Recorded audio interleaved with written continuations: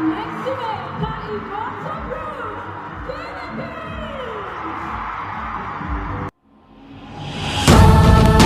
2204, your pageant blogger host. Subscribe. Magandang araw Pilipinas and good day pageant lovers. As of April 1 kahapon 2025, our Miss Eco tourism video of Miss Eco International Philippines, Alexime Caimoso Brooks, got 60,000 views.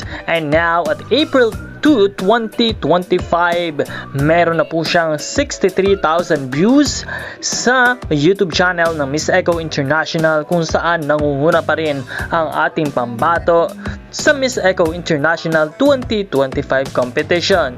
Isang magandang balita dahil patuloy ang pagsuporta at pagmamahal ng mga Pinoy pageant fans para sa ating pambatong si Alexime Brooks at sa kanyang laban sa Miss Eco International 2025 competition.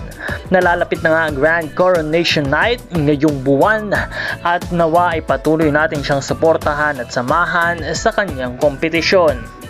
Let's aim that we will get the crown for this year's Miss Eco International 2025. Patuloy nating suportahan ang ating pambatong si Alex Brooks at patuloy ding samahan ang channel na ito sa pagbibigay ng mga pang-araw-araw na mga bagong balita at updates. Huwag kalimutan na mag-subscribe at maraming salamat sa inyong panonood.